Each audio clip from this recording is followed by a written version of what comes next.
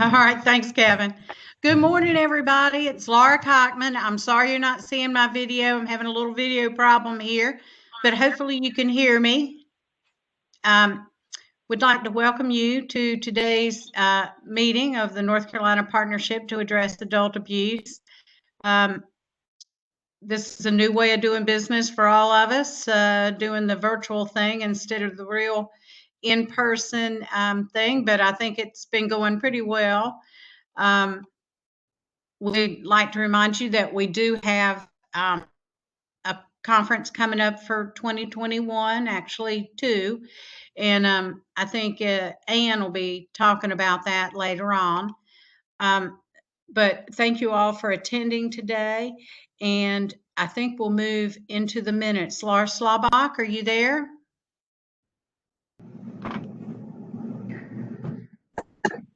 Good morning, I'm here. Good. Let's see if I can share my screen.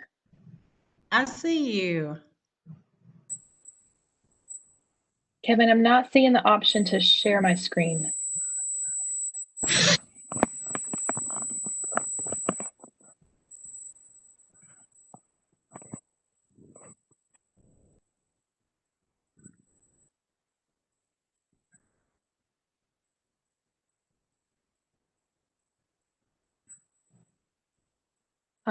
Well, I can tell everyone that I did post the meeting minutes on our website, ncp3a.org.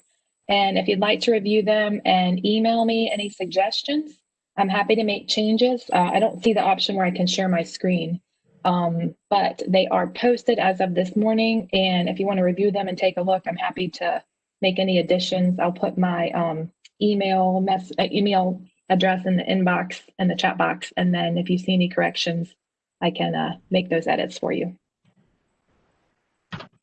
Has everybody had a chance to review the minutes that cares to? Have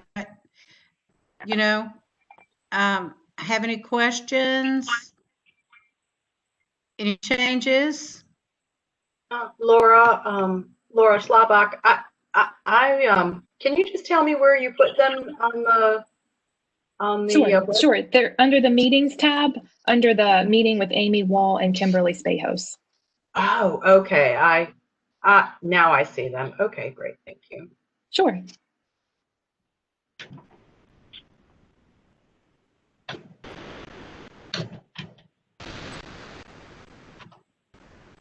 Right. Has everybody had an opportunity to review the minutes?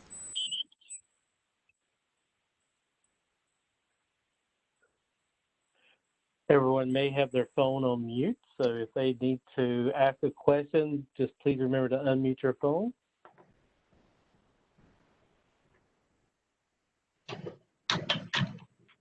Okay. All right. So if nobody has any additions or corrections to the minutes, can we get a motion to approve the minutes as written?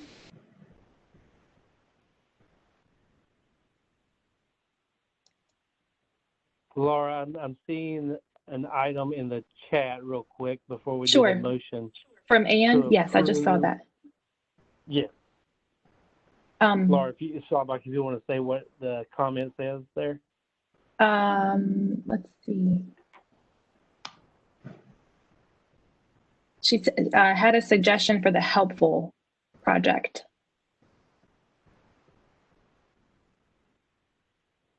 Have it changed to helpful. Is it just an additional L, Ann?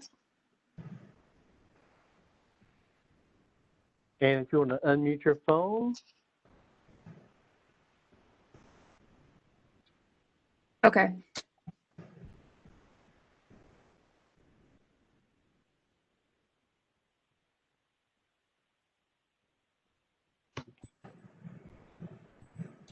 Would it be helpful if Ann and I touch base after the meeting, if we just keep moving forward?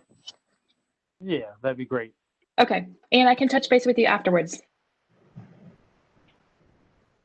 Anybody else have any suggestions or recommendations?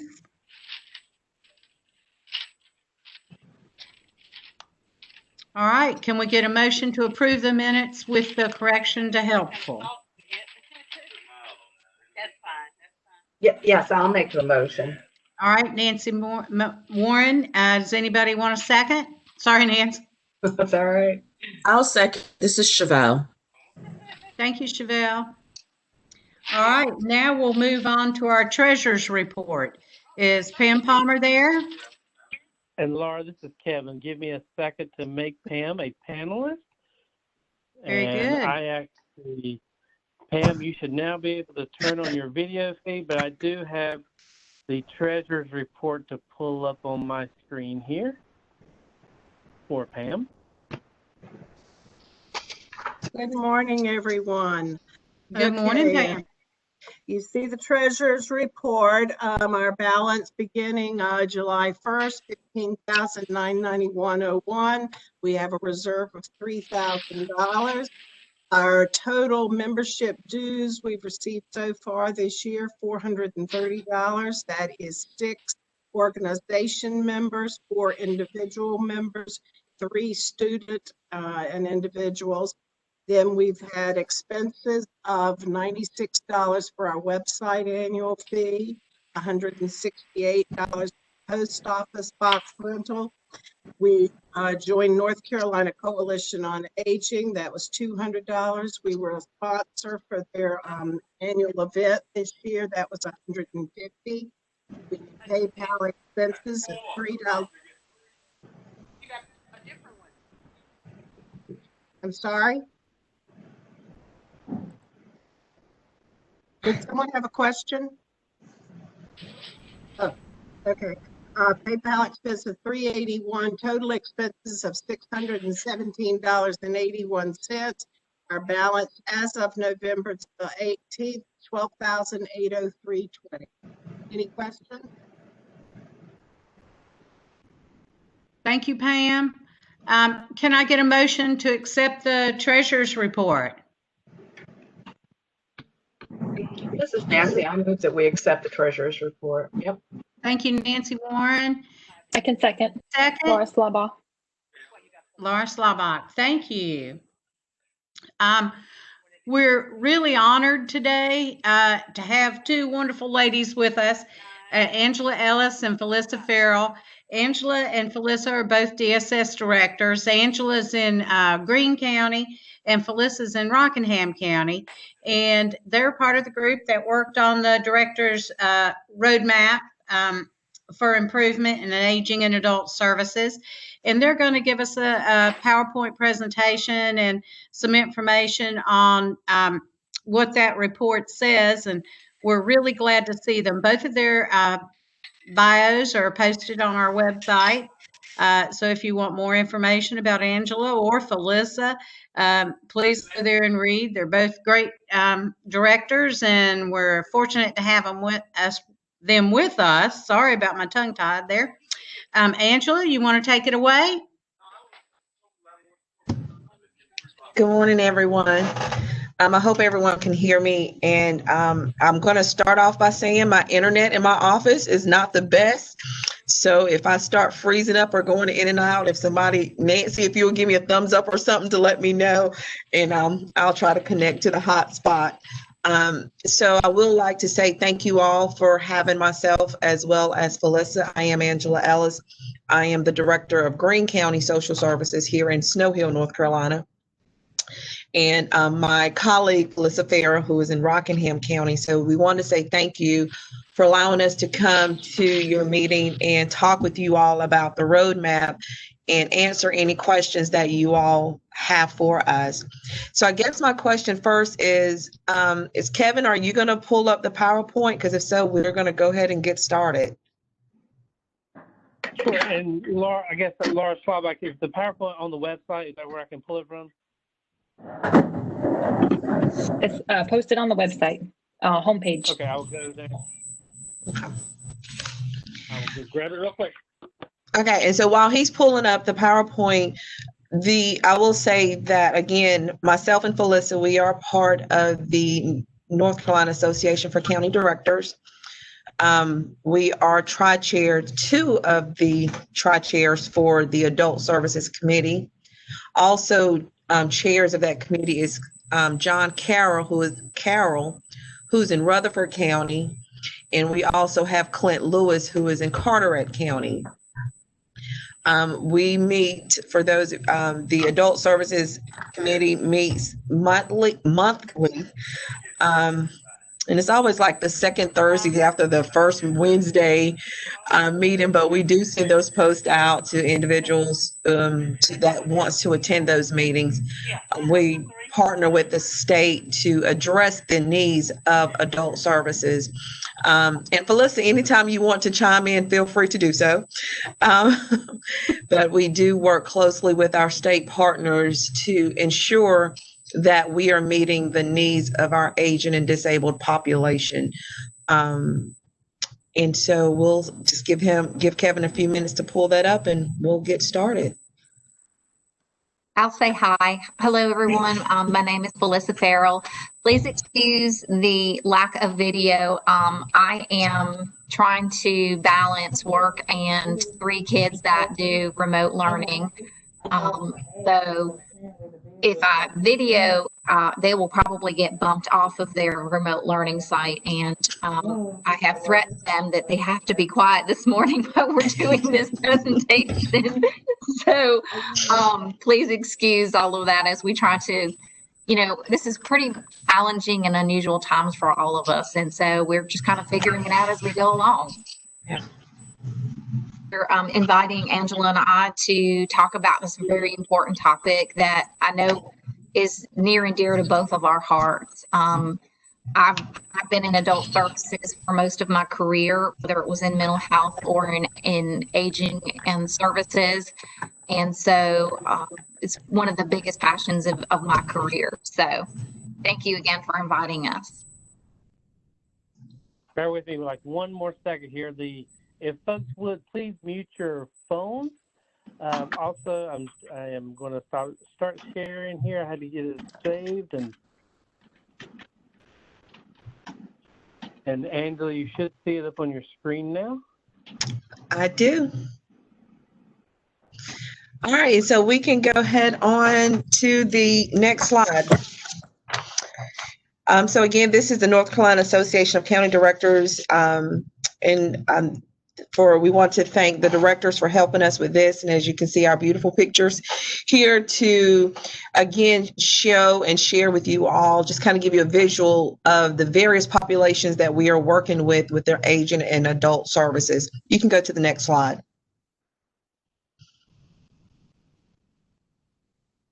Okay, so we're going to start off with the executive summary, and the way that Felissa and I are going to tackle this presentation, I'm going to be going over the executive summary and 2 of the recommendations that we have, and then Felissa will do the other 3, and then we'll open up for any questions and we'll go from there.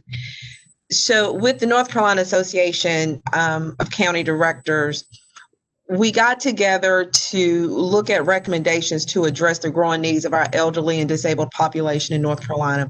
And before I go any further, I will say I'm not going to read this word for word because, again, it's on the website, so you can go back and read it, but I will just pull some highlights from it and just kind of hit the high points and everything.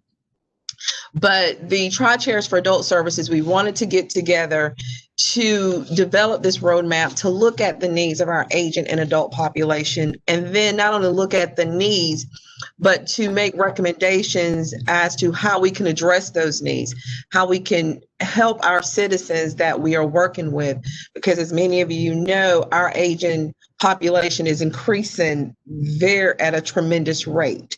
And so we want to make sure that we as a state are in a position that we can help our most vulnerable population. So one of the things that we noticed as we started working on this roadmap was that back in 1988, and I will read this, the NCACDSS saw the elderly population was facing numerous problems and proposed some concrete solutions to address this theme.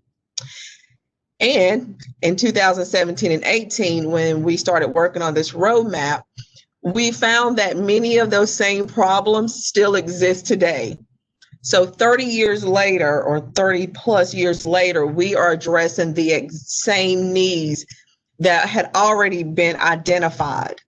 And so what we're hoping that with this roadmap, that in the next 30 years, we're not dealing with the same issues. We're hoping that we will be able to address our needs of our citizens to help them to get to where they need to be and the services that they need, excuse me.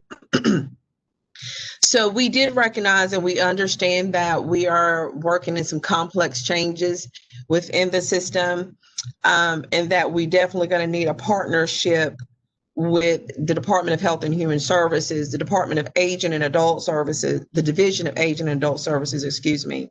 So we definitely want to establish some short-term and long-term goals to address these needs that we will talk about in a few moments. And we understand that partnership is key as we advocate for the needs of our aging and disabled population, because again, social services can't do it by themselves. The partnership to address adult abuse can't do it by themselves. The Division of Age and Adult Services can't do it by themselves. We all have to partner together, and that collaboration and partnership is key so that, again, in the next 30 years, we're not seeing the same needs arise excuse me. We can go to the next slide. So in looking at the adult and elderly population, we're looking at a system, we need a system that is going to meet the most basic necessities of the families that we are working with. We want to make sure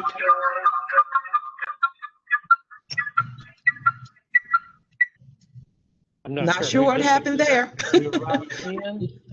If someone could mute their phone. Go ahead, Andrew.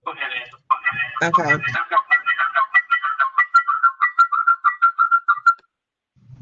So one of the things that we are wanting to do is, again, we want to make sure that we are meeting the needs of the families that we're working with, and we want to be able to make sure that our families are able to maintain their safe, health, and well-being in their homes if possible. We also want to make sure that we're looking at least restrictive services for our families as well.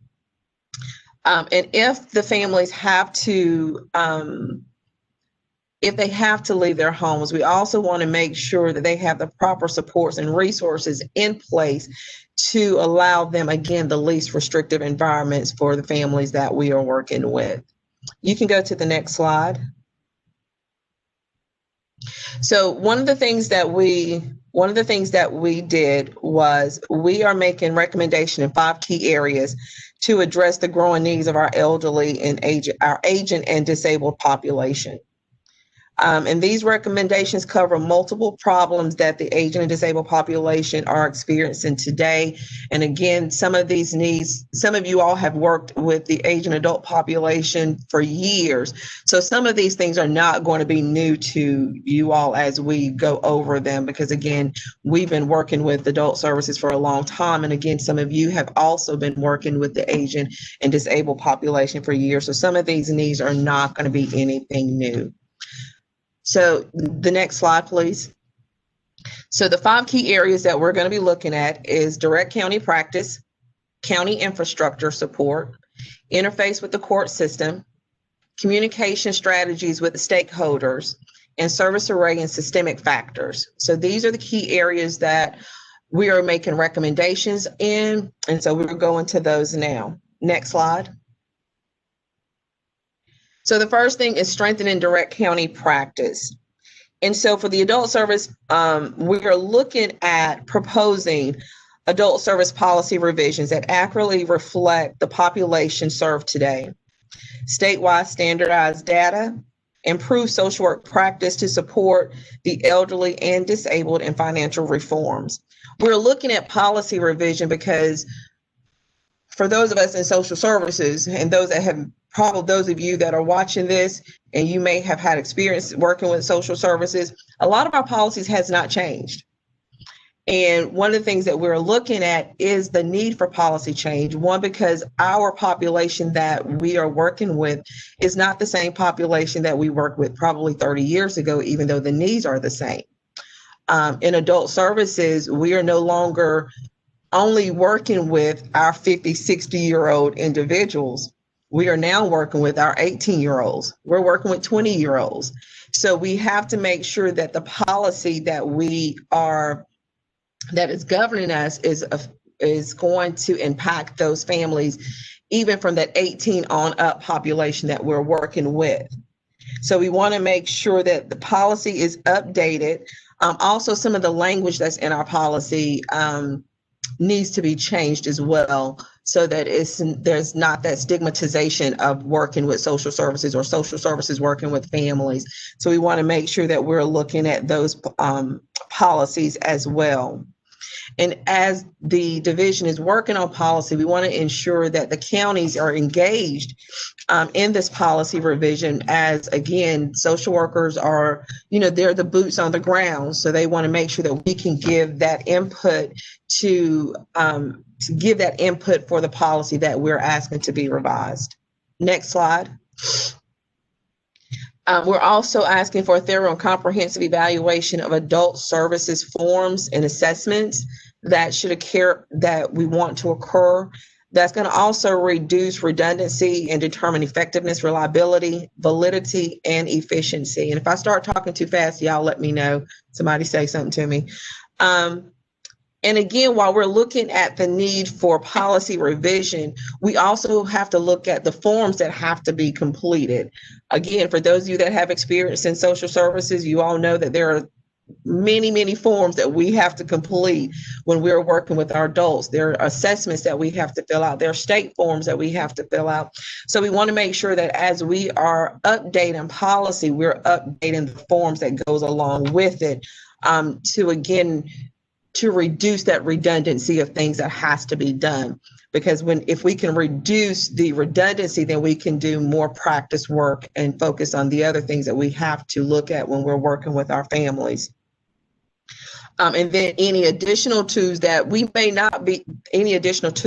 need that we don't have, we want to make sure we include that as well, as we're looking at these things to help the counties as they're working with our adult services. We're asking that North Carolina develop and adopt and implement a statewide evidence-based competency-driven practice model guide. And again, we're looking at continuous quality improvement efforts that's going to drive policy development, training, and policy interpretation from state to ensure consistent practice across counties. In North Carolina, you all know there's 100 counties. We all have the same policy. However, we may not all do things the same way. But the end result is to ensure the health, safety, and well-being of our adults.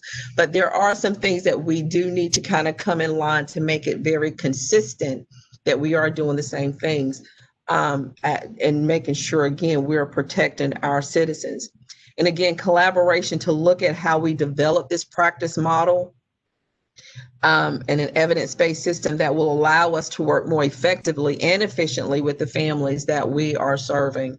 So those are things that and that again goes back to that partnership that I talked about earlier that we will need with the Department of Health and Human Services and the Division of Age and Adult Services to help implement these things, that this statewide system that we are looking at. Okay. The next slide, thank you. So we are also, we're asking that North Carolina develop a mandatory comprehensive state training for aging and adult services social workers. And that we don't want it to be a one-time only training. We need We need continuous training in aging and adult services. And what we are envisioning for this training is something similar to pre-service for child welfare.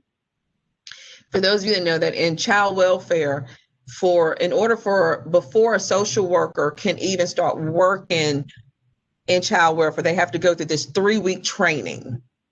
And then after they go through that training, then they can start working on cases. And that training goes through policies, it goes through practice scenarios, those kinds of things.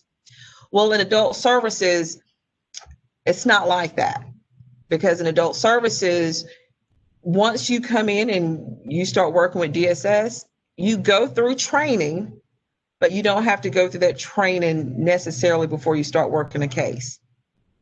And what we are asking is that we would like for adult services to have that in-depth training that's going to assist our social workers as they are out in the fields.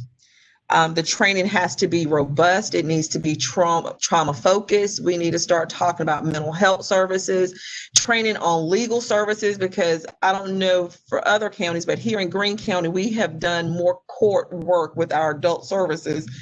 You know, sometimes I feel like I should have went to school to become a lawyer instead of a social worker because of the court work that I've had to do along with my adult services supervisor. But because the needs are so great now, and we're seeing so many changes and differences, we're seeing we have to have that training to go along with that. And so we want to make sure that our social workers are equipped with the tools that they need as they are working with our most vulnerable population. So we are being big advocates, the chairs of adult services, as well as the other directors, that we are being big advocates of the training that is needed for our adult services. And I will say that the Division of Aging and Adult Services, they're already looking at some training. And so I'm really excited about that and to see how that's going to unfold within the upcoming year. So I am really, really excited that they are looking at some various trainings, such as trauma-informed focus training. A lot of the mental health training that we are going to need, not that we're clinicians, but we want to be able to look at the signs and the symptoms so we'll know how to work with our families and what resources we need to reach out to. So I'm really excited about the training that the state is working on for that. So you can go to the next slide.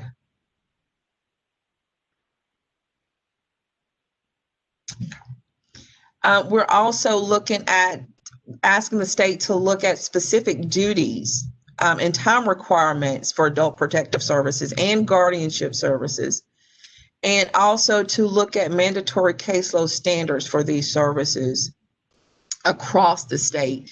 And again, with the increase of APS and guardianship cases, prime example, when I started here in adult services in Greene County, we had probably, maybe 3 or 4 APS cases.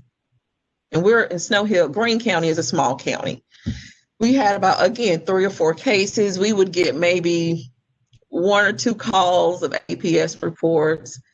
Well, that has changed. So now I have 2 APS social workers, and you'll hear me talk about dual roles in a little bit, but I have 2 APS social workers. And both of my social workers right now are carrying anywhere from 4 to 5 cases.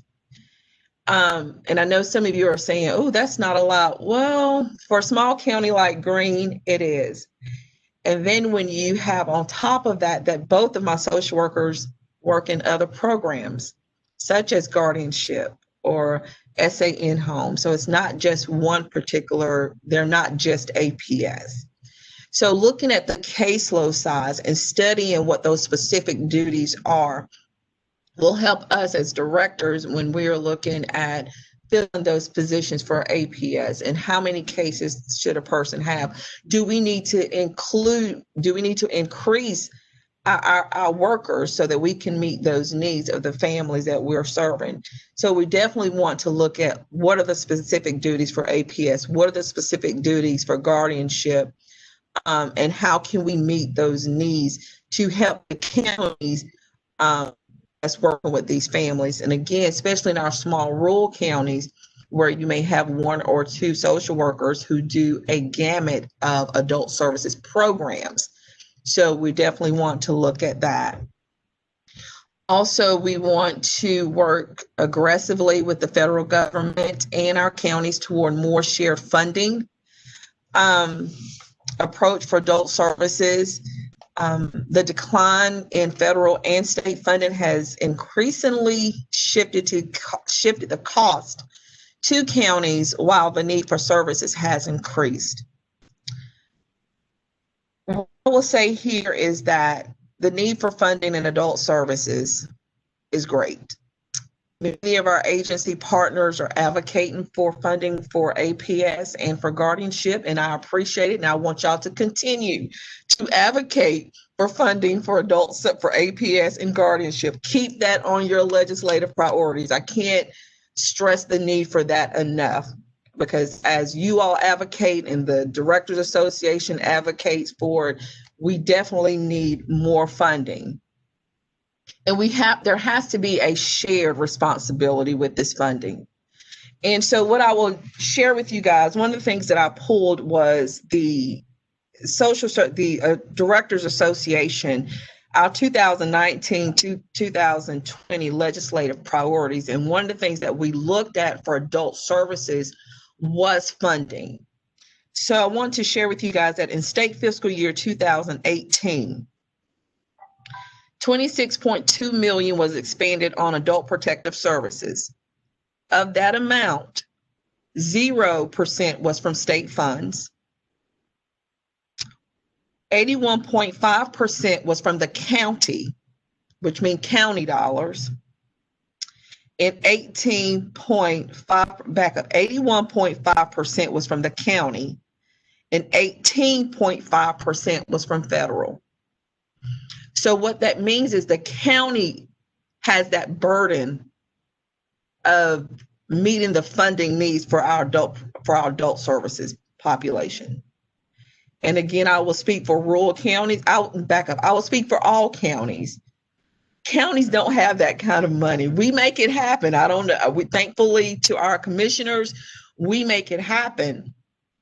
But we shouldn't have to foot 81% of the funding for the citizens that live in the counties.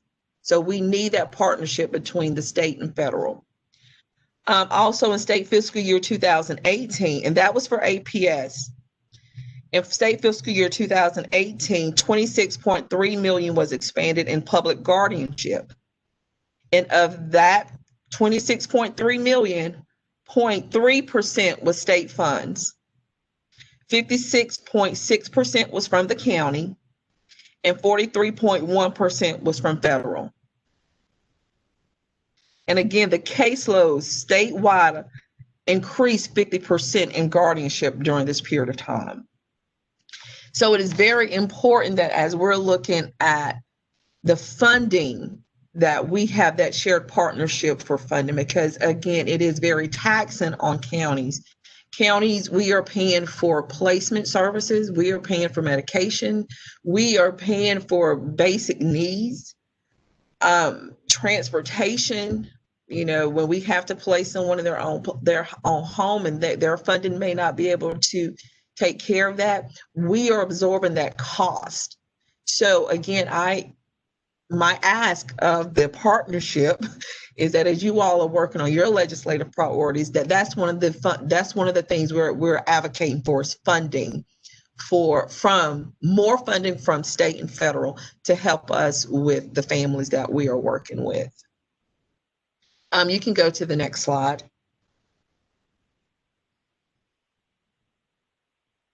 So the other piece on this slide here, one of the things that I just want to address, because I want to make sure I'm very cognizant of time. One of the other things that we are looking at is a statewide integrated system. Again, this is going to help through NCPAAA, and I know that the department and the division are working on these things. It's going to take some time, but we would like an integrated, secure system, a case management system that counties can work with and working as we're working with these families. And another database system that we are looking at that we are advocating for is when we have to place individuals into facilities. Excuse me. When we have to place an individual into either an adult care home or family care home. And right now, social workers, we are having to call various agencies. So that means we can spend all day calling and giving facilities the same information, such as the general demographics of the person, then the medical information of the person. We are sending them the FL2s to see if they meet placement. And so we're constantly calling these places and we're having to wait. But if we had a system where we can put the information in, then it would be a lot easier and it would be more efficient, because then we can get that person placed quicker than waiting 4 and 5 and 6 days. Case in point, I have a case right now in which the individual was in the hospital. Thankfully, the hospital kept them for a couple of days because we were looking for placement and we could not find placement. Well, the hospital called me yesterday and said, hey, he has to go today. So we had to, in turn, find another placement temporarily, and we were able to find temporary shelter just for last night, and we'll be looking again. But if we had a system that we can just pull up and say, hey, this person or this facility has a bed available, or this facility has a bed available, and these are the criteria, it would be very, very helpful in finding placement for individuals. So that's a database that we are definitely advocating for. We also want to make sure that we are having more trauma-informed supports in place, because we know that our agent, just as children face traumatic events, our aging and disabled population also face traumatic events. And we want to make sure that they have services in place that we can refer them to that's going to help them maneuver through that process. Because again, we want to make sure that their health, safety, and well-being are being met. So we definitely want to check in that. All right, next slide. Okay, I'm looking at my time, so I want to. Also, we're looking at the importance of having mental health services available to, again, complete the trauma-informed evaluations, which is so important. Many of our families we are now working with more and more individuals that are having mental health issues, from major depression to schizophrenia, to sexual assaults, that really takes a toll on a person's mental health.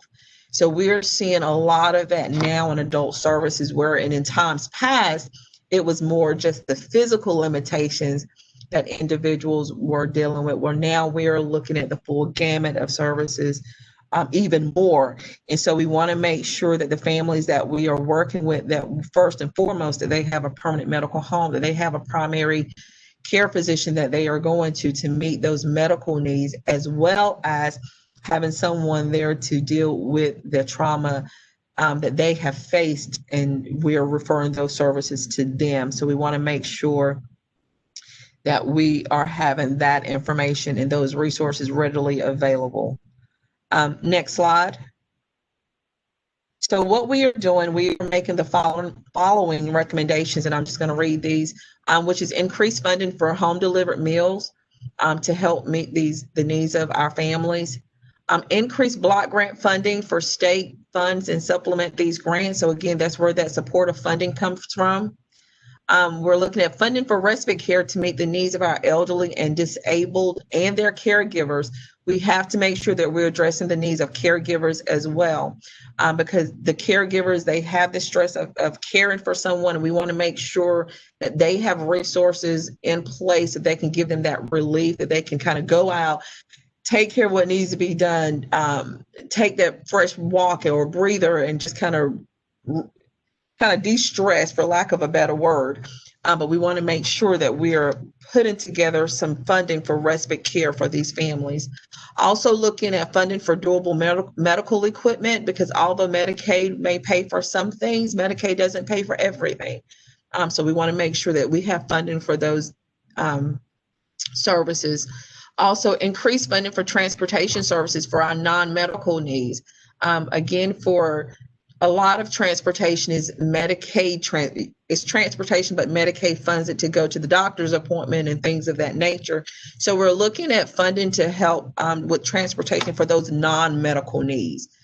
Family needs to go to the grocery store, or family needs to go pick up prescriptions.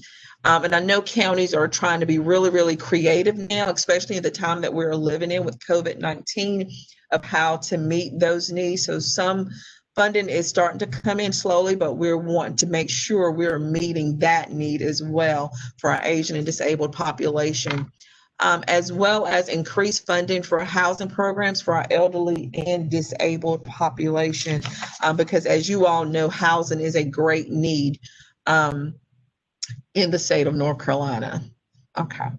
You can go to the next one, and I'm going to try to move a little quicker because I know Felissa has several points she's going to make as well. For county infrastructure, which is another recommendation, one of the things that we are looking at here is that social work is a challenging field. It's very rewarding. It's a great career, but social work is challenging. And it is more than just sitting behind a desk. Sometimes people feel like as a social worker, all y'all do is just sit behind the desk and fill out these forms.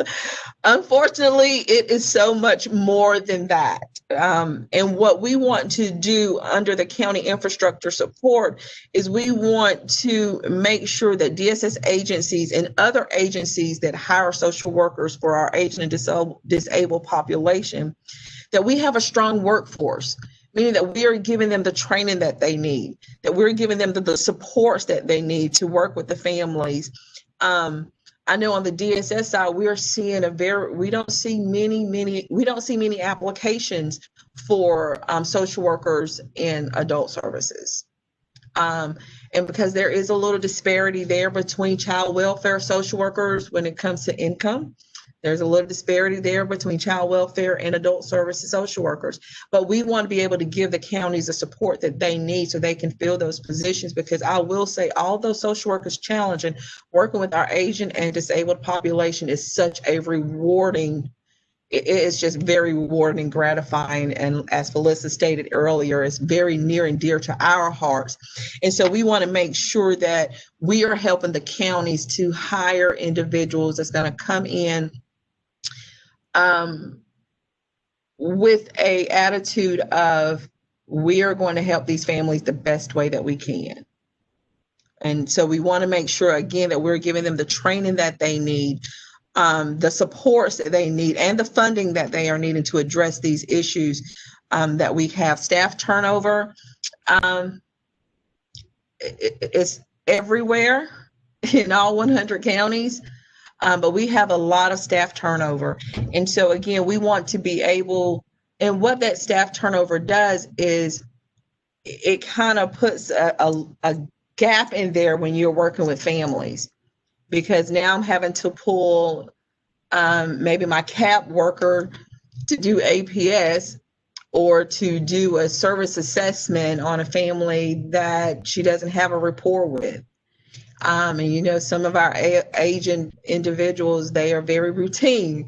They like the same person. And once they build that rapport with someone, they are looking for Angela. They're not looking for Nancy, because, hey, Angela knows what she needs and she knows how to do certain things. So we want to have that consistency as we're working with these families, because again, some of our families are very set in their ways and they're not as receptive to some people as others. But we want to be able to put counties in a position that we can help meet that need for staffing. Next slide. And also with the county infrastructure support, we want to again look at the funding in counties, because in looking at those caseload sizes, again, especially when you have a social worker that's working multiple programs. For example, I'll use my agency here. Again, I have 2 APS social workers, but each of them do 3 other jobs. One social worker does guardianship and rep payee along with APS. My other social worker does APS, SAN home, and APS, and yes, one other program she does. But each of them have 3 programs that they are working with. So which means they're in addition to the high intensity APS and guardianship cases, they still SAN home, adult home specialists. That's what it was. They go out and monitor homes as well. That's what it was. Sorry, y'all. So they have multiple programs that they're working with. So you're looking at 3 different caseloads that they have to meet the needs of each one of those individuals. And sometimes one program can intertwine with another program, because I can go from APS and end up in guardianship, or I can go from a rep payee to guardianship, or SAN home that can end up being an APS case because of something that has happened. So we definitely want to look at those caseload sizes in the counties. Also making sure that, and because when we have that gap in services, one of the things it talks about is it results in poor service delivery to those served and or poor documentation of casework. And it's more of the latter for me, because documentation sometimes doesn't get done, because I'm constantly, or social workers are constantly going out in the field meeting the needs, so they're not documenting timely. So, work that they've done 2 weeks ago or a week ago, it may be 2 weeks before they get back to their notes and actually document that in the case file. Because again, you're constantly putting out fires or constantly having situations that may creep up in a case that we have, and cases that we have. So we definitely want to look at that. And when we say poor service delivery, that's not to say that we're not giving the service delivery, but we may not be able to spend as much time as we would like to. It may not be delivered in the time that we like to get it done, because again, just the case that I mentioned earlier, we've worked on this case for the past 2 weeks because it's such a high intense case. We've worked on it for 2 weeks now, which means some of the other cases that we needed to go and see, we're going to have to put that off until next week and go deal with, and go work with them before the holidays get here and make sure they have everything they need. And so we definitely want to look at caseloads there.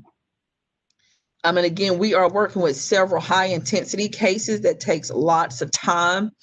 And because of these high intensity cases, some of our social workers are not able to go to training at this point in time. And even though trainings are done by a webinar now because of COVID-19 and everything is Zoom meetings or webinars or WebEx, but if one of the cases that we're working on, if a fire comes up, we've got to go put it out. So what that means is that social worker is going to have to leave that training that they're doing to go deal with that need of that family that we are working with. So we definitely want to look at that.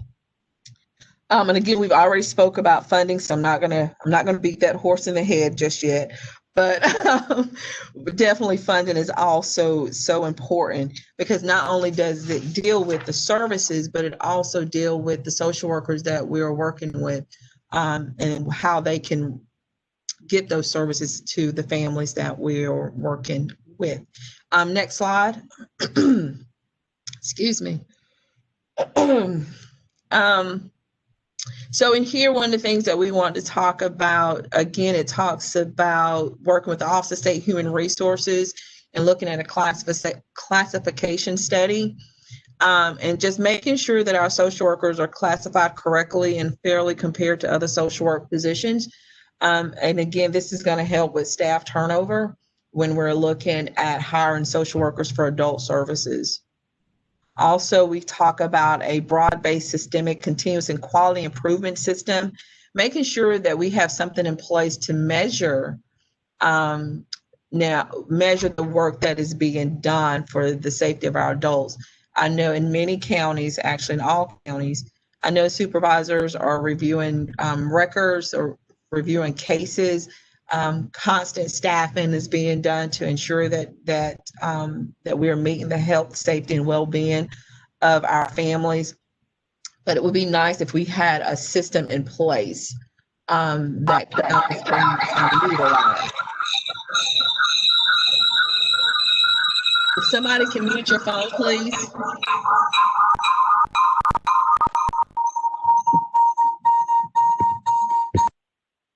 All right, thank you.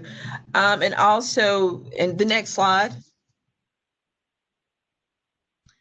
Also, we're looking at the workforce for county infrastructure and that partnership as we're working here. And we're looking at some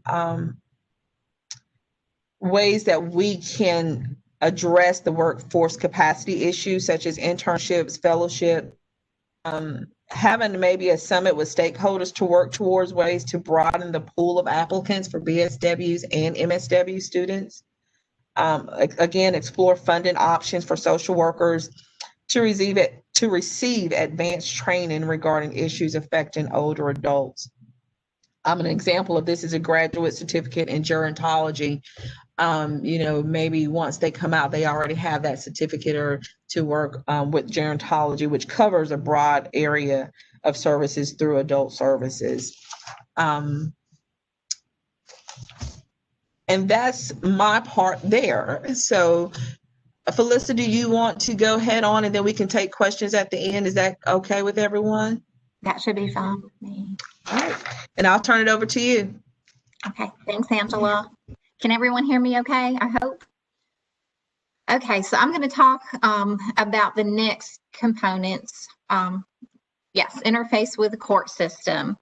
So occasionally when we are working with folks in adult protective services, we sometimes have to interact with our court system, whether it's filing an emergency protection order, which we call an EPO, or having to go through, file something for guardianship. As you know, court can be very stressful for anyone, but our older adults and folks with disabilities, that can be particularly very stressful and traumatizing. So we are kind of looking at ways that we can work with our court system better in helping those individuals who do end up having to interface in those arenas of having a better experience. I will share that in our county with COVID, we kind of changed how we were doing our court cases. We started doing more with webinars or WebEx and testifying through cameras and that kind of thing to social distance. And so we've kind of brought that in for some of our older adults as well. The challenge with that is a lot of our older adults are not very good with technology. So we have to kind of help them and guide them and work with them. But it's an avenue that we've kind of been playing with over the last few months, just in an effort to try to protect them, since they tend to be more vulnerable to COVID-19 than some of our other populations. Next slide, please. So one of the areas that we're looking at is training. Our judges, our clerks, they seem to be well versed a lot in our child welfare system and those steps and processes, but they need a little bit more help with some of the information and services and aspects of older adults and folks with disabilities. So they may not understand why we can't do something with an adult who is self-neglecting, but they look at child welfare and they say, well, this child was being neglected and y'all did something. So there's a lot of education that we still have to do with our court officials and helping them understand that our older adults and folks with disabilities still have the right to their autonomy. When it gets to the point where maybe they don't have the ability to make informed decisions, maybe something organic is happening or something has impacted their ability to make informed decisions, then we can take certain steps either to help rectify that. Maybe they just need a medical intervention or a mental health intervention to help them stabilize. But if then that fact that really that doesn't help them, then yes, we have to take the next steps to help protect them. There is a lot of confusion, I know, in our county sometimes with why we can't do things that people feel that we should be doing for adults. They don't seem to understand that adults have the right to say no. And it takes a lot of time sometimes to sit down and say, you know, I realize that this person's not making the right choices, and maybe they're not living the way that you would choose to live. But this is what their choices are. And so we have to be respectful of that, as long as it's not causing any kind of major harm to themselves or others. We are also looking at guardianship issues, restoration of competency when appropriate, and using limited guardianship.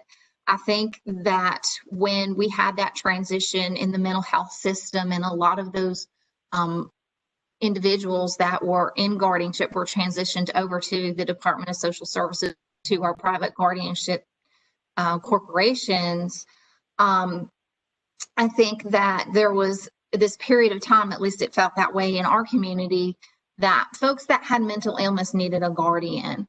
And so I know in our county, we have spent a lot of time with our court officials on, here's what mental health and developmental disabilities is. Here are some resources. We actually made a resource sheet for our court officials, so that when they came across things either in criminal court or another court, that they had a phone number or a person to call to ask questions, so that we avoided some of these aspects of filing a guardianship when it really wasn't necessary. So looking at those options and trying to help our communities kind of have a better understanding of appropriate steps. Next slide, please. The availability of adequate resources and timely multidisciplinary evaluations. It's probably not a big secret. I think Angela already kind of talked about this a little bit, with accessing resources for older adults and adults with disabilities that have mental health or developmental disability or substance use disorders. That has been particularly challenging for counties over the years.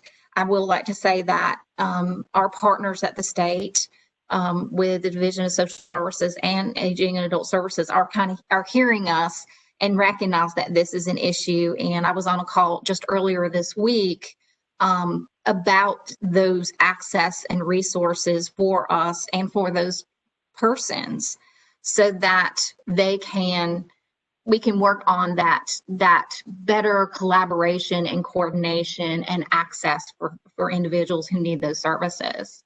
MDEs it can be challenging at times to get those.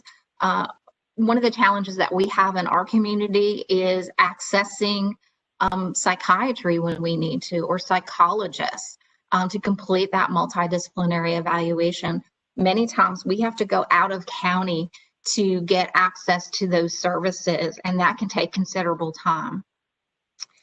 Training with law enforcement officers and emergency services personnel in our emergency departments and hospital staffs. It's interesting, again, I'll go back to, and Angela brought this up before, folks are really familiar with our child welfare system. They understand children being neglected and abused and the dependency issues. But they get confused sometimes with what can happen with adults, or what they need to be doing for adults. So example, one of the things that we've done in our community over the last few years is we schedule time with our different law enforcement partners, as well as our emergency services personnel. And we do trainings with those shifts. So there might be a shift that comes in at 7 a.m. and they do a 30-minute, hey, here's what you need to know about adult protective services. And we'll do a little one sheet, and we'll put phone numbers on there so those officers have that access. So if they have a question when they're out in the field, they can call that number.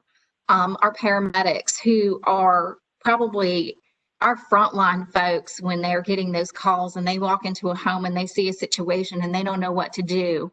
I can tell you that when we did those trainings with them, the questions they asked and the things that they came across, I was amazed at. And I will share that after we did those trainings with them, our call volume went way up. So, it's a double-edged sword, but again, that was what I ended up doing with that, was going to our commissioner saying, there's a lot of need in our community and we need additional staff. Sometimes you win, sometimes you don't. So I will say Angela's got 2 adult protective services social workers. We've got 3, and I think I'm a little bit larger county than you, Angela. But I've only had that third social worker for a little over a year now. It took a lot of time of educating and explaining what goes into an adult protective services evaluation. So the other component of that was explaining the difference between an emergency protective order and guardianship. Law enforcement officers did not understand the difference. So we had to spend a lot of time with those, particularly those supervisors who a lot of times have to respond out to scenes and explaining the difference and what that means and what we do with that. Better coordination or collaboration across the state between counties to ensure that stakeholders receive and understand key information. One of the things that I think has been a wonderful attribute that has come out just recently is the Elder Protection Network. That was kind of designed with the School of Government at UNC Chapel Hill. And I'm going to give Amy a kudos on that. That has rolled out earlier this year. And one of the key components of that is the ability to log in and send your questions or send out, hey, I've got this going on. Has anyone else had this experience? What did you do? I think that's really going to help in the future of, hey, yeah, we had a power of attorney situation like that. And here's what we did. I think that's going to help kind of grow what we need to be doing in adult services. And Angela's already talked about this a little bit about clear expectation and policy interpretation. I know that the Division of Aging and Adult Services is looking at some of these policies, and they've included us in those conversations about, hey, what do you think of this? Or, you know, what do we need to be looking at for that? Next slide, please.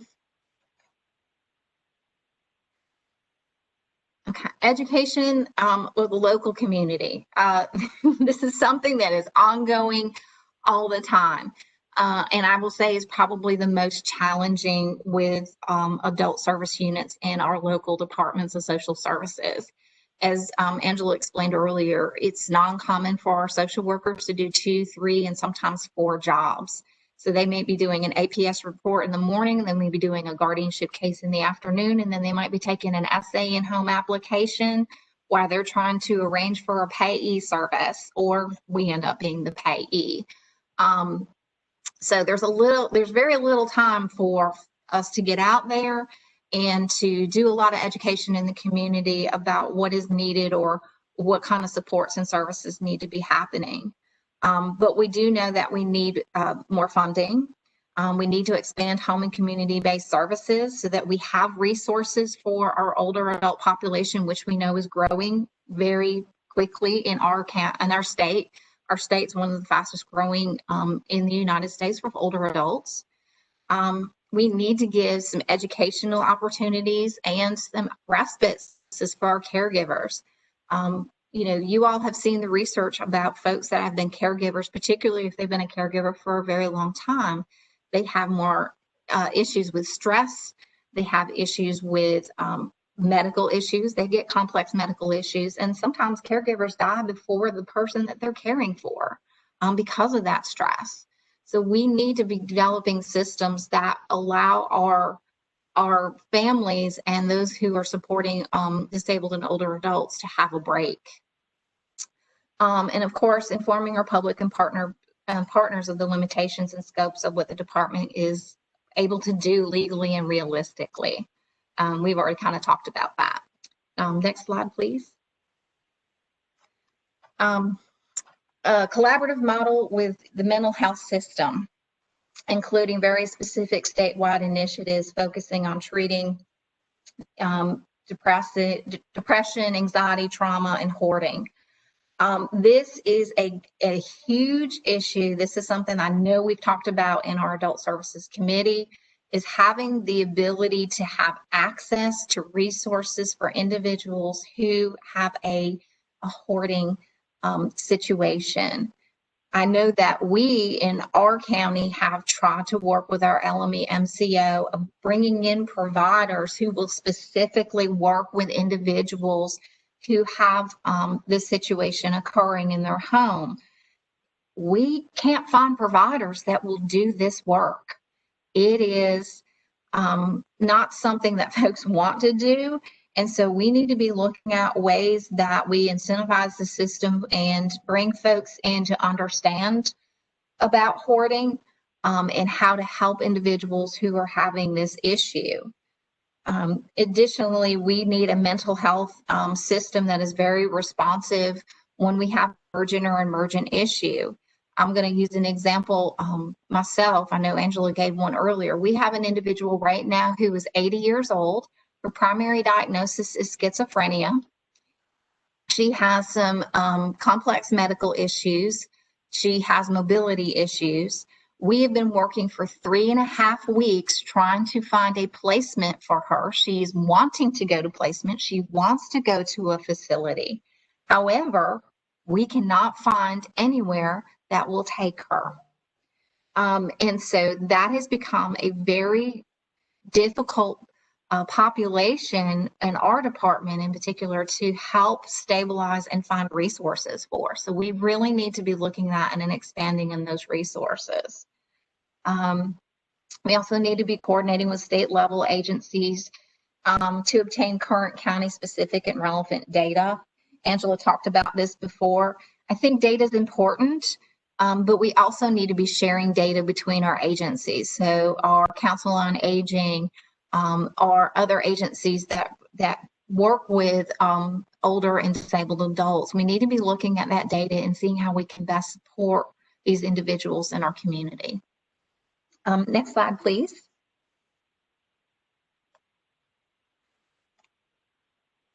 Focus on Medicaid transformation and how it can benefit aging and disabled adult populations. Incorporating prevention services such as dental and vision care. We know that folks do better when they are in their own homes. And so having the ability to build resources in before that there's a problem is a best practice. We just have to have the ability to put those resources in place. Now, I am going to kind of go off a little bit here to the side and say that, you know, if we can get those resources for individuals who are Medicaid eligible, that's great. But there is this gap that we frequently come across in our practice that are folks that are just above that Medicaid threshold. They might make $1,300 a month or $1,400 a month, and it is so difficult to find resources for them because they can't private pay. But in the same token, they need these same resources. So there is this gap that we really need to be looking at and focusing on as well, so that these folks can also stabilize and remain in their home, in their community. We need to be simplifying reimbursement processes to encourage physicians and medical service providers to accept Medicaid patients. I think that, you know, I was on a call earlier this week with Deborah Farrington. I think that with Medicaid transformation, they are really looking at what are some of the things that we might have to kind of improve that we didn't quite really realize when we were rolling out Medicaid transformation in the beginning. But again, you guys know this. Anytime we have a system change, there's going to be things that we didn't think of and that we're going to have to come back to and see what we can do to improve it. Greater investments in telehealth and mobile health technology. Pandemic, I will say, has been something that none of us really were prepared for or expecting. But one of the aspects that I think has been very positive is the expansion of telehealth and that mobile health technology. The issue again goes back to helping some of our older adults who may not be as technology savvy understand and be able to access those services. I have parents in New York right now. They are in a facility and they had just moved into the facility when when New York closed down. And so I had to help my mom learn how to use Zoom. My mom is 80. Now, and she's a very smart lady, I will say. You know, she's not college education, but she will throw herself in there and she will try anything once. So really love that about my mom. Now, my dad, he can fix anything, but please don't put him anywhere near a computer because that is dangerous. So you can see where there's that big gap. You know, my dad, not so much, but my mom, she's willing to try. And so we've got to find ways to help our older adults and folks with disabilities be able to use technology to their advantage that gives them the autonomy that they need.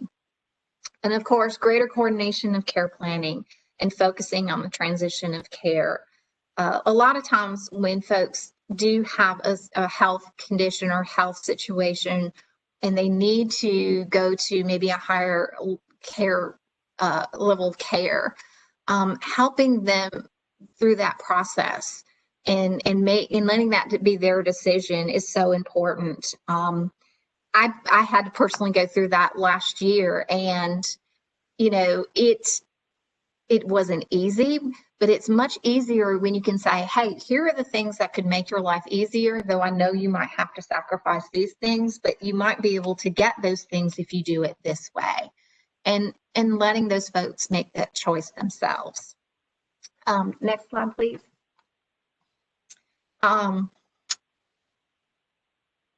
Paying for services for older adults. We've already kind of talked about that. I'm not going to harp on that too much. And there must be assurance for financial considerations that do not prevent the elderly and disabled adults from receiving quality placements. We see this frequently. Folks that have the ability to private pay, we have certain facilities that cater more to private pay patients versus folks that are Medicaid eligible. We need to get very creative with our funding mechanisms in our insurance plans so that we develop a way to handle the escalating costs of placements and also help folks who need placement be able to access those resources. And again, that kind of goes back to that group who are, you know, $1,200, $1,300, $1,400. They're not going to qualify for special assistance Medicaid. But if they get to a point where they need to go to assisted living level of care, how do we help those individuals be able to access that so they can remain safe in their community? Next slide, please.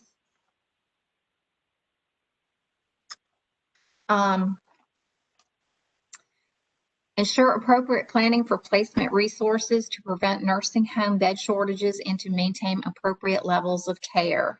One of the areas that I think that is concerning for me is the ability to access specialty units. Our folks that need memory care units, those are becoming a little bit harder to access because those placement options, a lot of those facilities are full. I know in our community, we only have a couple of facilities here in our county that offer a memory care option. So a lot of times when we have a family member reach out to us because they're concerned about their parent who is now wandering, and they're wandering at night and it's getting cold and they're worried about their safety, and unfortunately, they just aren't able to stay with their parent, or maybe they live out of state. Having that ability to access a memory care unit has become a little bit harder. So I think we do need to be looking at that in the future to make sure that we have appropriate placements for those individuals. And of course, you know, as our population in our state grows, do we have the necessary resources and residential programs to support individuals who may need that level of care? Stakeholders and organizations looking at our whole system of care. Again, we kind of go back to what do we have in our community that we can allow our older adults to remain as independent for as long as they can in our community? And what kind of recovery goals do we have if those individuals are indeed in that realm of their treatment or their services? And what about supported housing programs? We have senior living arrangements or independent living programs. Do we need to be looking at that? And does there need to be more services and supports kind of put in place for those types of programs? Do we need to look at expanding those in our community? What is it that adults really want, or what do they need? And then we also need to increase our efforts to educate our legislators and our public officials about the needs of elderly and disabled adults. I will tell you, last year in the spring, we did a Zoom call with our legislators in my county administration, and I explained a whole lot of things about adult services and the funding aspect that Angela went over just earlier in the presentation. They were not aware that we did not receive a lot of state funds for the services that we did in adult services. They were not aware that there was a limitation in some of that federal funding and what that looked like. So I think it was a good 45 minutes well spent of my time, but we need to do more of that. Next slide, please.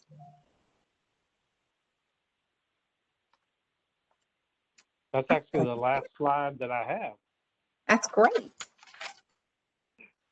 All right. Awesome job to both of you. I know that we have several questions so what I guess I can do is I can read the questions that are in the chat for you first, and then we'll go to others that may have questions. I know Mary Bethel has several, but I'll start out.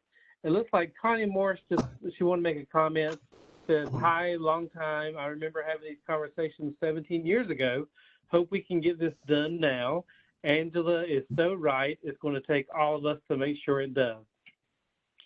And then the next question is actually from Nancy Warren. Says, how was this roadmap shared with Health and Human Services Legislative Committee and supportive legislators? Question. And then, has any specific legislation been proposed? So what I will say is that once the roadmap was completed, we actually sent it out to all legislators. And then the directors, they sent it out to their local legislators. So like for me, I sent them to my representative, to my commissioners, to my agent partners. So we asked all directors in the 100 counties to do the same thing. So our legislator may have gotten them more than once, because then Sharnice, who's our executive director, sent it out to legislative as well. So that's one way we was able to get the information out to everyone and to our partners. And also, if you all remember the Social Services Institute that we had last year, we were able to have, or maybe year before last, days were running together, we were able to get some of the roadmaps developed, and we were able to pass them out there as well. So that was one way. As far as proposing legislation, we have not done that yet, Nancy. I know that's part of the advocacy committee. We are working, the Adult Services Committee and Advocacy Committee, we are working closely together to look at what needs to be done next. So. Okay, and the next question still comes from Nancy Warren. It says, is NCPAAA still a possibility, and will that be helpful to reduce redundancy of forms, etc.? You want to answer that one, Felissa? Yes, that's fine. So Angela's kind of kicked it to me because I was one of the original pilot counties for NCPAAA P4 with child welfare. And I will tell you that we're over 3 years into that system right now. And there's some work that needs to be done still. So I know Joyce Massey-Smith did reach out to me, I believe it was last year, to kind of get an idea of kind of what I thought of where we were before. And I gave her kind of a list of some areas that I thought we needed to improve on. And we're very lucky that our Directors Association has also, been working with the state on this, on the areas that we need to improve on that. I do think the state is still looking at that. I just don't know what any kind of time frame that is and what that will look like. But yes, that's my hope, is that if we're going to move forward in that system, and if adult services will be using that system, that we can be a partner with the Division of Aging and Adult Services and with the state IT staff in that development. And maybe we can cut down on some of those forms and the data that is put in that system, that it'll correlate and we can use that a little bit more efficiently. So probably didn't answer your question entirely, did I? Sorry. So the next question, I think it's more of a statement, but then you can follow up because you may have answered it. It says funding for APS in counties varies widely. Many counties don't have the funds. So will this come with asking for additional funding for APS from the state and federal level? Read that one. Go ahead, Felissa. Well, I think there's hope for that. I think that, you know, part of educating our legislators is letting them know that there isn't a very much state involved in adult services at all. So I think there is hope for that. Angela, go ahead. I was going to ask him to read it again. Oh, okay. Sure. Let me scroll right back up. Sorry. Funding for APS in counties varies widely. Many counties don't have the funds. So will this come with asking for additional funding for APS from the state and federal level? And the question is from Connie Morris. Yeah. Just to piggyback off of Felissa, yes, when we don't have that funding, we do have to go. We ask all the time. I know for the adults, for the Directors Association, when we are talking with our state partners, that's one of the things that we're constantly saying is we need, when we're not only our state partners, but our legislators, as Felissa has stated, we're constantly saying there's a need for funding for APS and guardianship. So yes, and hopefully they will continue to hear us. Gotcha. The next question is from Leo. Mandatory, in quotation marks, caseload standards sound good. However, this expectation has already been identified in child welfare and are never upheld. The state will establish the caseload size, but there is no regulation to ensure it occurs. So maybe that's just a comment. I think the challenge with that is, you know, our systems flow, right? So I know since I became director, which has not been a whole long time, but when I look and see, like, when I look at our child welfare numbers and the number of cases that we had come in, and then also the number of children that have been in foster care, you know, we got as high as almost 200 in 1 year. And then we kind of came down, and then we came down some more. Now we're hanging, you know, we actually got as low as 120 cases, but now we're back up to about 150 cases. So, you know, the problem with that is that we can't control the calls that come in or the need that is out there in our community. And so when you are trying to do a budget and you're doing a request to your commissioners, you're using data and information that you have at the time, and you try to do a little predictability on the front end if you can, but that's not always an easy thing to do. So, and Angela, I don't know what you would want to say about that. I would say it's the same even for, I know your county's a little bit bigger than ours, but we do the same thing. You know, with having a mandatory caseload size, it helps us to at least, like Felissa said, project what the need is. Even with the caseloads varying from week to week, but it helps us. And when we're looking at that budget and what we need, and if I need to hire a new social worker, that's when I go before my commissioners, I can say this is what the mandatory caseload size is, which is also helpful, again, when you're looking at when you're looking at working the budget and preparing the budget for the commissioners and everything.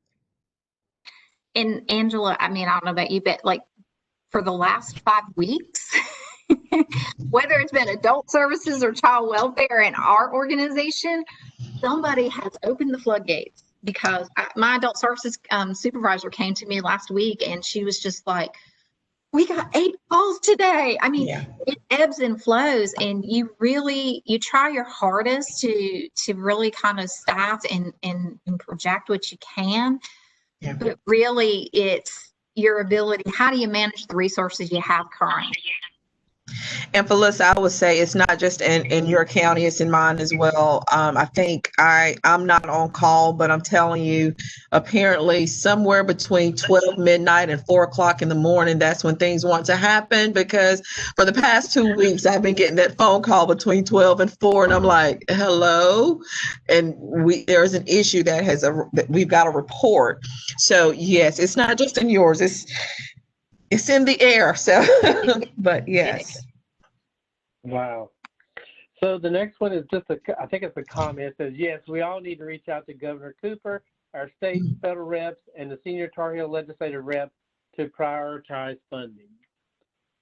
The next question comes from Dr. Elisa Taylor-Jones. What is the status of Medicaid expansion, et cetera, as regarding adding funding for APS? Also, the North Carolina Senior Tar Heel legislature has one of our 5 priorities for 2021, a minimum of $8 million, a 15% increase in recurring funds in the state budget to meet the growing needs of our most vulnerable citizens. How does this factor in the total picture? So I will say, as far as Medicaid or is she saying Medicaid expansion or Medicaid transformation? She did say Medicaid expansion. I'm going to be honest with you. I am not sure, so I have to look into that because I have not heard I know that there's been talk about Medicaid expansion, but as far as how that's going to look, I'm not sure at this point, especially how it's going to look for DSS.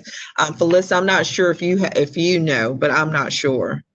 Well, Medicaid expansion, that would be something that the legislature would have to vote on and approve. So if it were to occur, I know we looked at when that was on the table a few years ago with Governor Cooper. I know in our county, it was going to increase the eligibility of people in our community, but like 18%. So we were looking at folks, about 44% of our county was going to be eligible for Medicaid. And how would that impact older adults? I'm hoping that some of those adults that are in that $1,200, $1,300 income limit would be included and be able to access Medicaid. Having that broken down of what would pass, it's all depending on the legislature. What are those parameters? How would they include that? Okay. The next question comes from Nancy Warren. How will DHHS's work with the Center for the Support of Families help move the roadmap recommendations forward?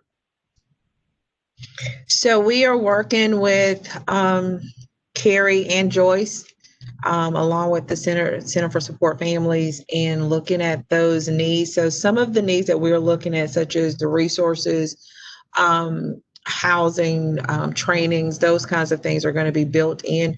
That's kind of what we are asking for. So I know that Carrie Perez, when I say Carrie, I mean Carrie Perez, I know that they are taking those into consideration as they are working with the Center for Families. They also came to our adult services meeting in October. Is that right, Felissa? Was it October or August that they came and talked with us about it? So we are partnering together. So hopefully with that partnership, we can get some of these needs met. I hope that answered your question, Nancy. Gotcha. Also, just to remind everybody that these slides are posted on the ncp3a.org website, and this event is being recorded, and we will make the video available later on. I just wanted to mention that. The next question, Rosalind Pettiford, who is also a senior Tar Heel legislator, she made a comment that she just reminded that the legislature adopted the 5 priorities for 2021. One of the 5 priorities is requesting recurring funding for adult protective services. So I wanted to just mention that comment. And I would like to say, thank you. Yeah, I want to say the same thing. Thank you to those agencies that are asking for that in your legislative priorities. Thank you all so much. There is a question from Nancy that says, have you tried working with your fire marshal? Many of them are very tuned into the hoarding issue. That's probably for Felissa.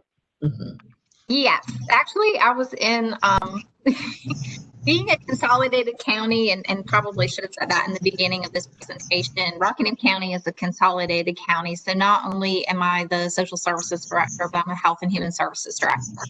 And one of the programs we developed early on was our integrated healthcare program, and it actually sits with our emergency services personnel because we have community paramedics, a social worker, a peer support specialist, and then a mental health professional.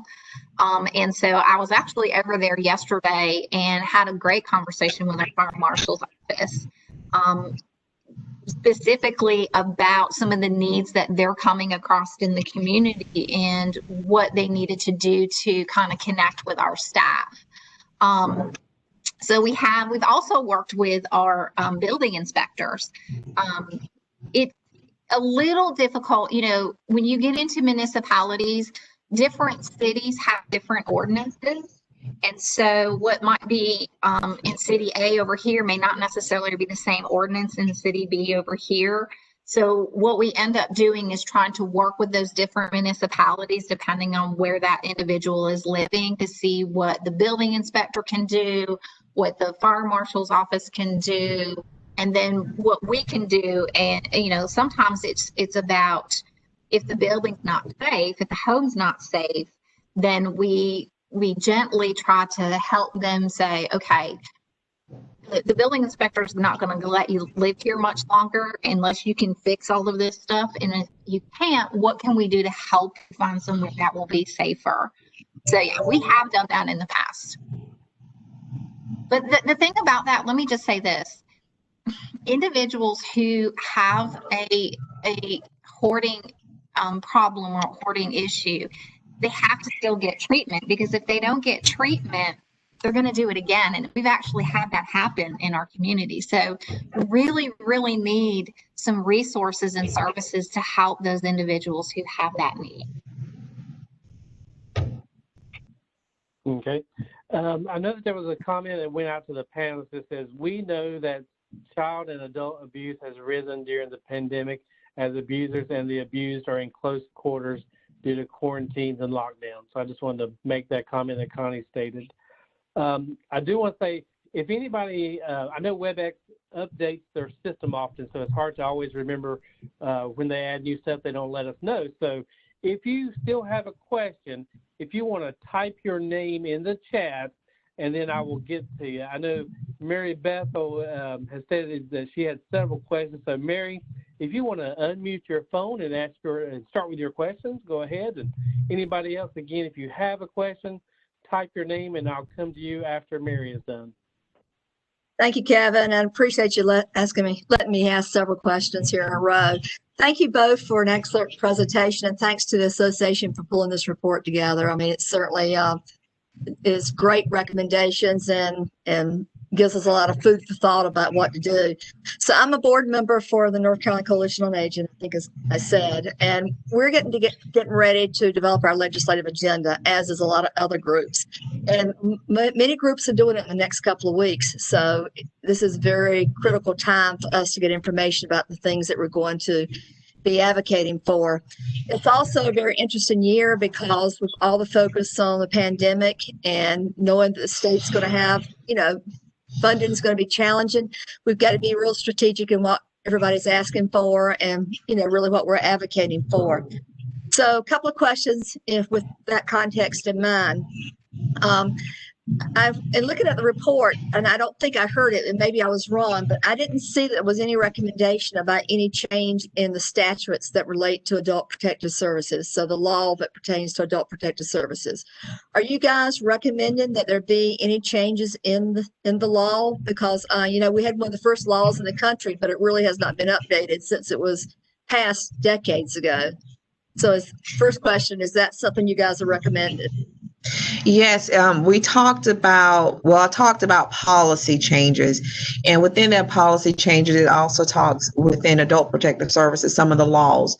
So that is a conversation that we are having with the division, because we know that, again, some of the laws are outdated, Mary. So yes, we are having that conversation with them. Okay, well, that's great. And that's what we had thought we had heard. I would just say that advocacy groups probably need to know sooner than later what the changes are that you guys would like to recommend, because the change in the law might be some things that we could do that require budget changes or increased appropriations, at least at that point. Okay, and I will also Go ahead. Before you go forward, I will also say, Mary, that I will take this information also to our advocacy committee, which I know we've got some new chairs on the advocacy committee, but I know that Jan Elliott, director of Pitt County, Brenda Jackson, the director of Cumberland County. I can't think of the other two. They're new. They were just appointed, but I know the advocacy committee is looking at those changes in laws and what legislation can be done, and also identifying partners within the legislator to kind of help us with driving that. So yes. Okay. So second thing, with all the recommendations that you had, there are, looks like lots of legislative recommendations that you might have. One certainly deals with funding and the fact that the state puts next to nothing in there for adult protective services or for adult services. Does the state put in an appropriation for child welfare? Felicity, you want to take that one? Yeah, there is some state money in child welfare. Yes. Okay, and so that would be the type of information that's helpful for advocates to have. Not that we're going to pit one group against the other at all, but we do need to know, what's going into the system already. So third question I have is, of all the things that you guys recommended outside of, you've already talked about some changes in the law, what would be your top priorities for legislative action that you need, that you want us to seek? Is it more funding for just, or funding itself for providing services for people that are in APS, guardianship, or other types of situations, or what?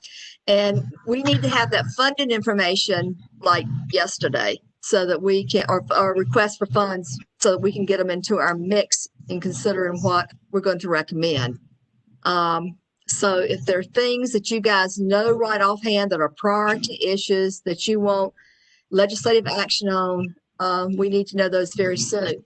The General Assembly operates on a 2-year cycle, and if we don't get something in the mix when they come in this year, it will be more difficult to get something done the second year of the biennium. So we could potentially lose the opportunity for 2 years if we don't go ahead and get our stuff to the mix right now.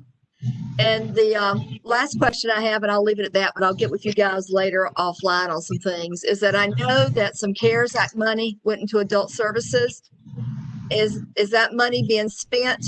And if so, what's it going to mean when that money's over? There's not additional resources to replace that.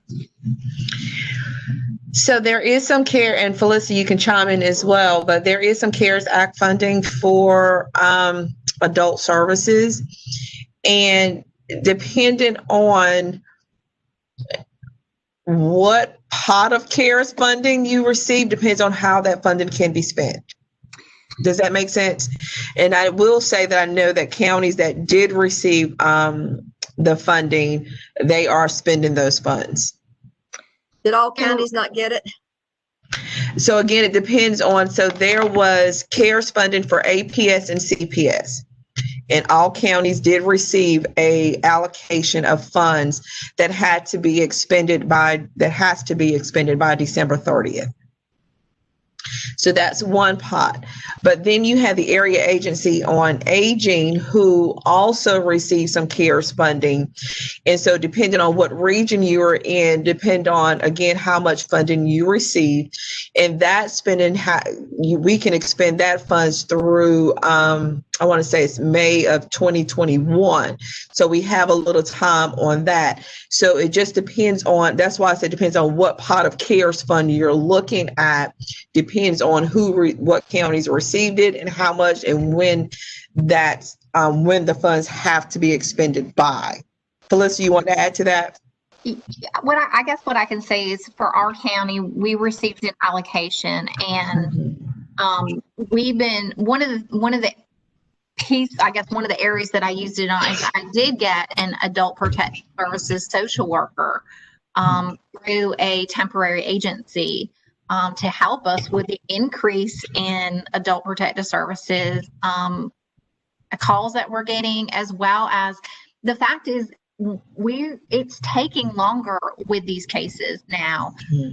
For example, we're going to be in the process of moving some residents from a facility to another facility. In order to do that, we're going to have to do COVID testing. So we'll do an antigen testing. We're working very closely with our public health department, and then we'll follow that up with a PCR test. And to make sure that when we are integrating folks from one facility to another, that we're doing it in the most safest way that we possibly can. Because again, this is a very vulnerable group, but it takes time. It's taking much longer on some of these cases than we normally would have if we weren't in the middle of a pandemic. And resources are a lot tighter now too. So it takes us a little longer to find some resources that when people are saying, hey, I need this, or hey, I need that, it's taking other agencies because maybe they had to cut back on their staff, or maybe they had to cut back on their responses. And so it might take us a little bit longer to access that resource. So I can tell you from our community or our county, we had to bring in another worker. I will tell you, it was very hard to find another social worker because there wasn't a big pool to pull from. There really wasn't. And I can tell you, I've had a temporary social work position posted on my website here in our county level. And guess how many applications I got? None. None. And it was for APS and CPS. So, yeah, I mean, we're starting to see an impact on our agencies with having individuals who are able to do these jobs. And Felissa, I'll add on to you. We didn't get a temporary social worker, but I do currently have some vacancies that I have posted probably for the past 2 or 3, actually the past 2 months, and getting ready to repost another position because we are finding that we're having a hard time recruiting social workers during this period of time that we are in. Yep. Same thing. I had to repost one of mine as well. Yeah. Actually, 2 of mine. Yeah. Yeah. Wow. Thank you, guys. Appreciate all you do. And Kevin, I'll just close with one comment, is that I think all our advocacy groups are certainly see the need for all the things you guys have talked about and want to advocate for you. We need your help also in doing this. When telling the story to legislators, doing good fact sheets, which we can help you do if you need help doing things like that. I mean, all those things are important. There are also some new legislators that probably have not received a copy of your roadmap, so it's important to get that out to them too. But messaging, I think, is going to be real critical here, and it's going to be done in very succinct forms in order to reach legislators. But anyway, just thank y'all for all you do, and know that you're doing a great job, and appreciate everything. Thank you, Kevin. Thank you, Mary. Thank you. Thank you, Mary. And there is a comment from Kay Castillo that says, great conversation, and thanks, Mary, for mentioning how we might be tied up on legislative successes. It will be great for groups to all work together to expand our voices. And then that goes with another comment that Connie Morris stated, and it says, just a suggestion, we need to put together a statement of need that includes all the facts and figures from each county, maybe over the last few years, so it shows the increase in need, so we're all on the same page. And then, let's see. Nancy says, as an advocate chair for the partnership, we're eager to partner with NCPAAA DSS. However, will be helpful, particularly as it relates to improvements in the APS system. And it looks like Dr. Taylor Jones just said, thanks for all the hard work and essential efforts in serving our seasoned citizens. And I want to say a thank you to both Angela and Felissa. Sometimes I think you all know how to squeeze a dollar out of the dime, because it is tough with budgets, and it's just amazing at what you all are doing. And I know that's all hours of the night. So again, thank you all. If anybody else has any questions, I'll be glad to take those questions. If you want to type your name in, or if you just want to unmute and go ahead and ask your question, be great. Hi, this is Nancy Warren. I just want everybody this morning's meeting to know, Angela's personal commitment to, I mean, it's not only in this document, but, Angela is a great advocate for the partnership and has been a supporter of ours for a long time, pretty much from the beginning. And she's also worked very tirelessly with us on the Rethinking Guardianship, a statutory reform group. And so, Angela, I just want to say, how much your involvement in all of that as a DSS director is so critical and how much it's appreciated. Thank you very much. Thank y'all for having me. All right, I guess at this point, we'll go to a break. We'll take just a 10-minute break.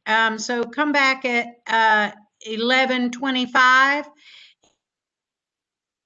If y'all could hang around till after the break, if any say during the break, we can get those answered. And again, Angela Ellis, Felissa Farrell, thank y'all are super busy, but thank you for taking the time to explain the roadmap and some of the things that pertain to adult services for us. Thank you. All right, y'all, see you at 11:25.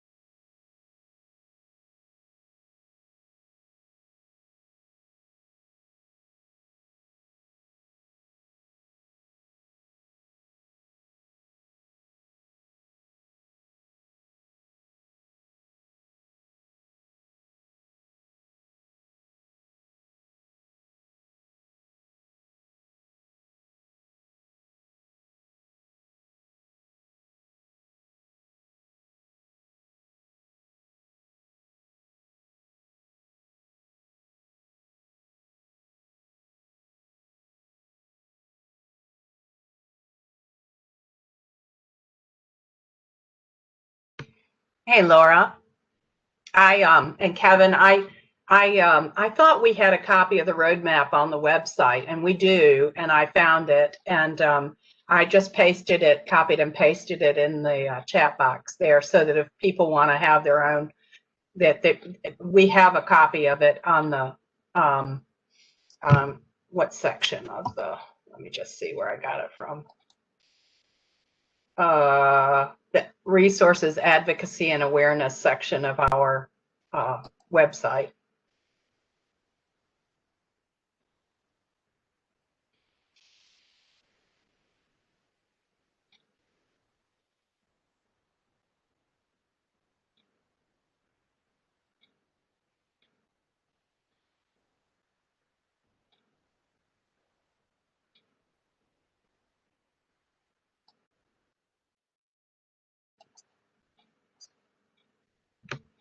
Kevin, are you talking?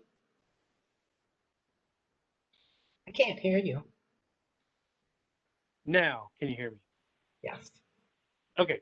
I was going to say, when you do your advocacy committee report, do you want to mention that Yep. As well during your report?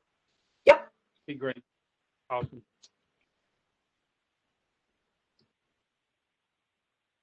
Laura Cogman, are you back?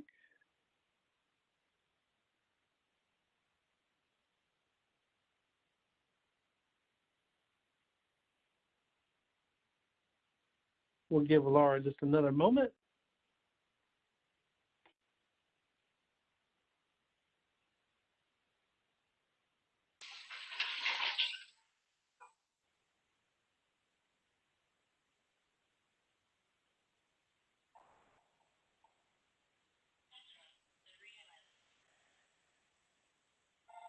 Laura, are you there?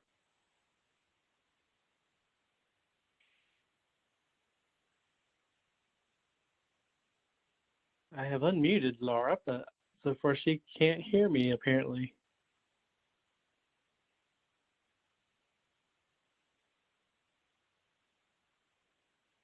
Laura, I don't know if you've muted on your screen or what. I'm not able to hear you.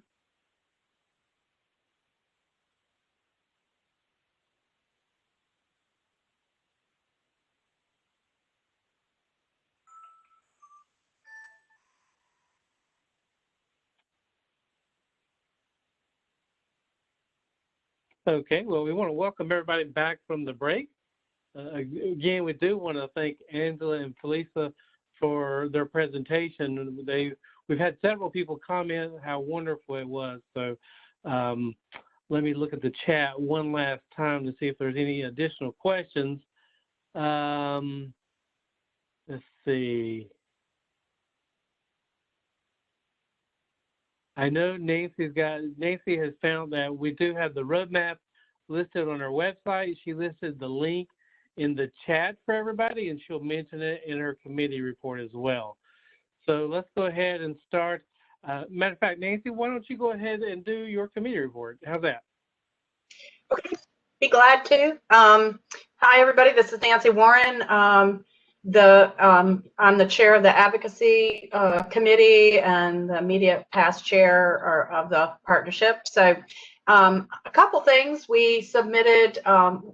This is a very timely conversation with the Directors Association and with all you all, Senior Tar Heel Legislature, the NASW, the Coalition on Aging, all of our partners, because now it's our big advocacy push, and so we're trying very hard to make sure that we do whatever work is necessary to try to move things along and address the issues of particularly of funding.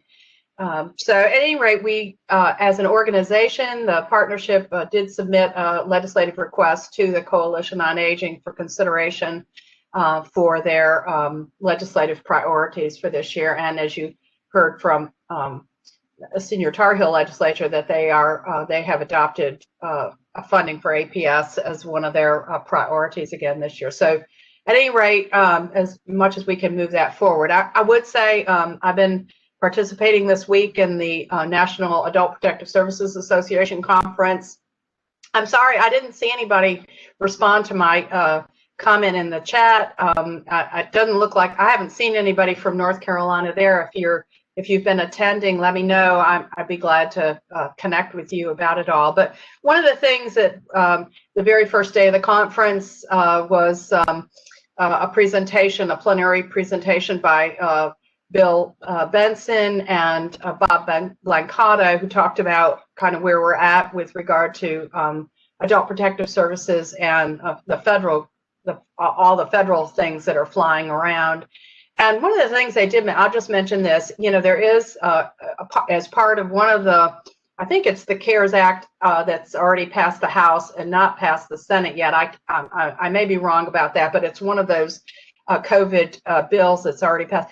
It includes an increase for social services block grant and a specific designation of social services block grant money for adult protective services, which would be our first ever federal designation for states to use adult protective services money from SSBG specifically. So we're following that too. I know you've heard me say this before, and you're going to go like, oh yeah, your eyes are going to roll. I can see them now, even though I can't see you.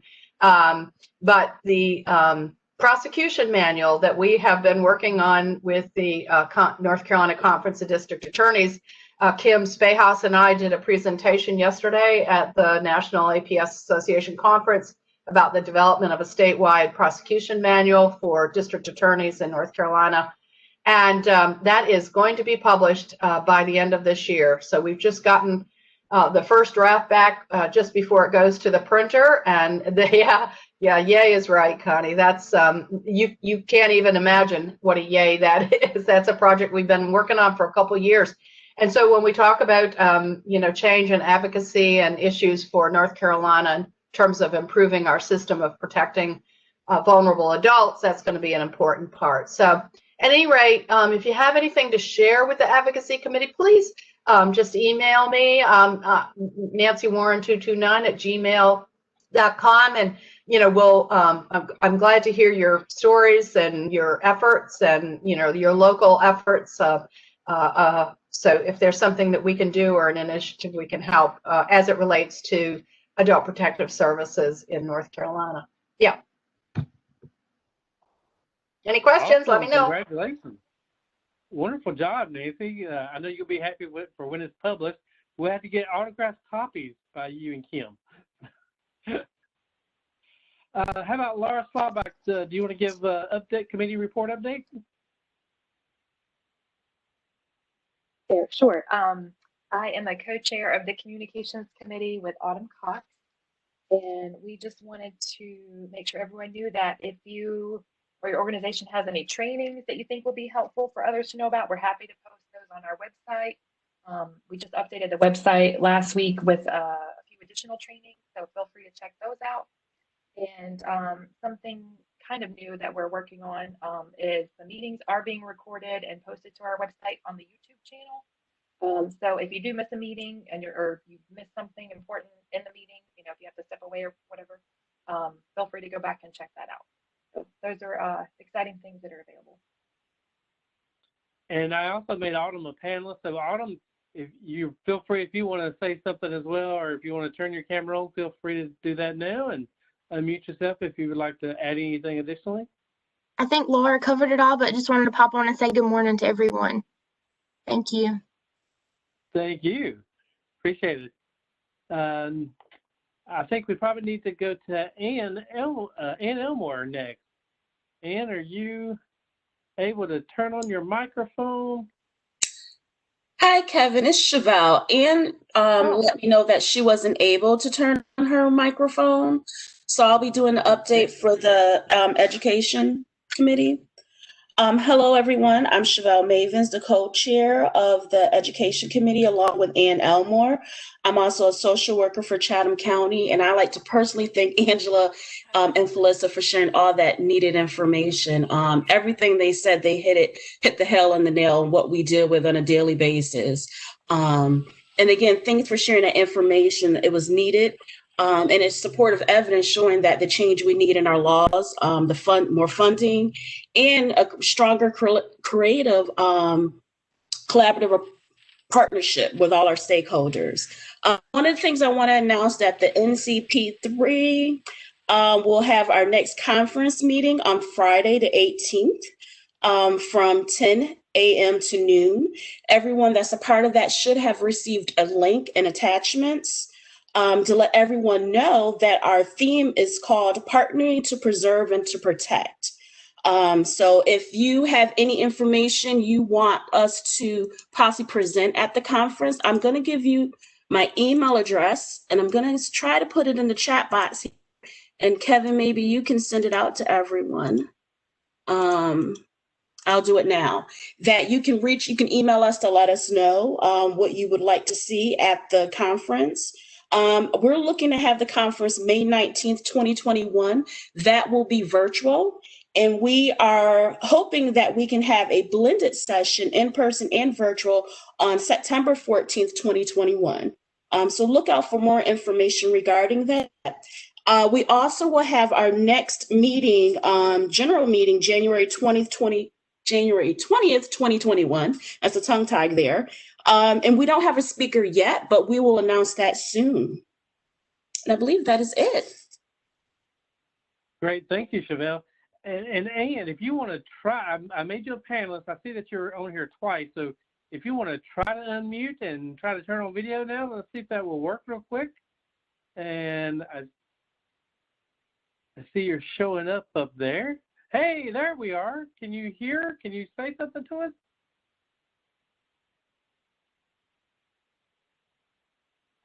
We are not hearing you, Ann. You must be somehow muted on your end because it shows that you're unmuted. Let me see if I can make sure we unmute you here. I'm trying this frantically. And I don't know how we can get you unmuted for some reason. Let me try one last thing here.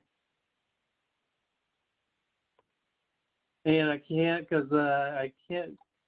it's just showing you as a panelist, but it's showing that you're muted on your end. Okay. I'm so sorry, Ann. So let me see. Next, Nancy, tell me, am I missing? Oh, John and Stephanie. Is John on or just Stephanie? Stephanie, you want to unmute and? Hi, everybody. Okay. I don't know how to do the picture thing, but you don't need to see me. What? Good Lord. Okay. Not unless you're just real desperate to see somebody this morning. Thank you so much. These programs have been wonderful. These presentations have been wonderful. Thank you so much, Angela and Felissa.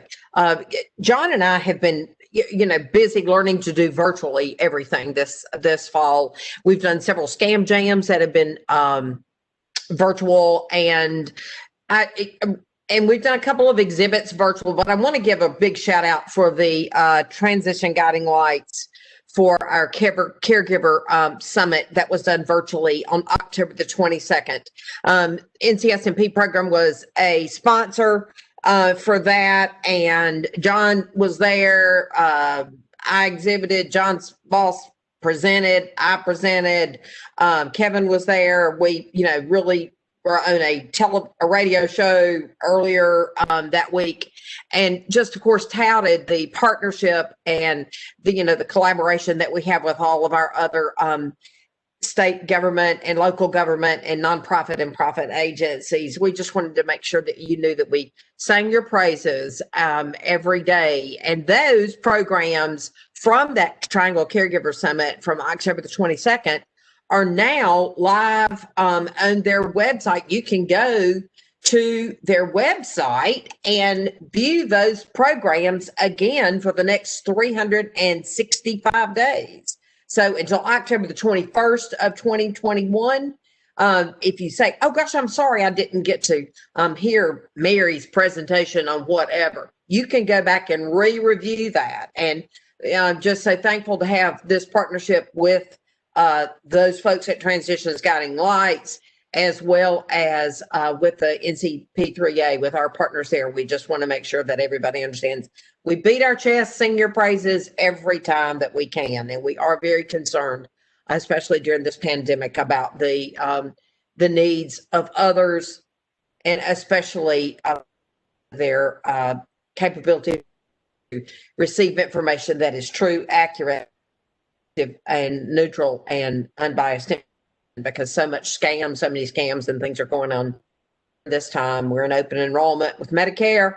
We're seeing scams that are going along with that, especially as it relates to COVID-19. So just please make sure your folks are aware that, nobody's going to come to your door and give you a cure or let you invest in a cure and be a trillionaire by the end of the day. But so many people are falling for things of that nature, selling you special insurance for COVID-19 door to door. We've done press releases on that. Department of Insurance has, and sent that out. And Kevin and I have touted that at all of our national meetings for the North Carolina Senior Medicare Patrol. So thank you so much. We look forward to having a good rest of our open enrollment period. Lord be with us between now and December the 7th. I want everybody to stay safe, healthy, and wait their distance apart, wash your hands, and wear that mask. Thank you. Thanks, Stephanie. Thank you, Appreciate it. Quick question, Stephanie. Sorry. Do you have the website for the Triangle Caregiver Summit? If you can just post that, or if you can send it to It me. is caregiversummit. Kevin, is it org? I'm pretty sure it's org. Yeah, http / caregiversummit.org. Thank you. I can put that in a minute. Yeah, Ann put that in there. Thank you, Ann. Put that in the notes. Thanks, Ann. Thank you, Ann. Thank you. I think that brings us to Kevin. Have you got any membership updates? For membership and nominations, we do not have any updates at this time. We just hope to remind folks to tell others about our organization, about the partnership, and include them. As Stephanie says, we try to mention it in any of the presentations we do, even if they are virtual presentations. And we always try to mention all the partners of the partnership as well. So thank you all for continuing to pass on the good word about the partnership. Great. I guess that brings us to our member updates. Have any of the members got an update or something that you're doing or have coming up that you'd like to share with the partnership? If so, Kevin, will you go over those? Because I know you can see them as they type them in, if any of them do. Yeah, let me see. I do know, Stephanie, there is a question from Pam Palmer. Do you know if the scam jams are recorded, the ones that are being done virtually? If you will unmute your phone and.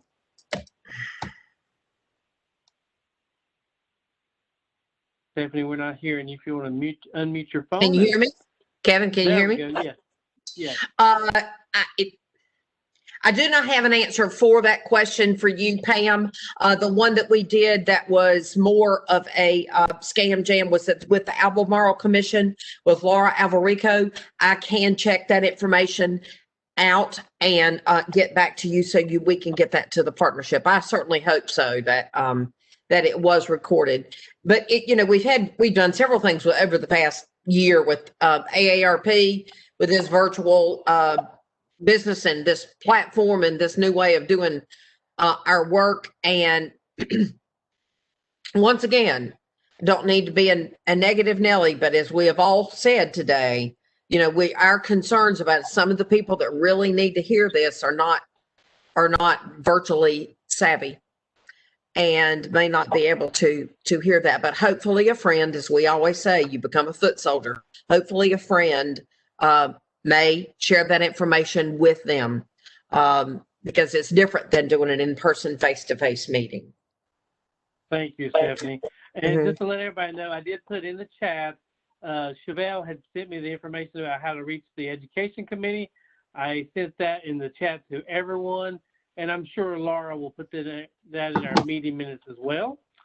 Connie Morris posted that the Friendship's new building is going on now, getting the area ready to pour footing this week, and then the building should go up quickly.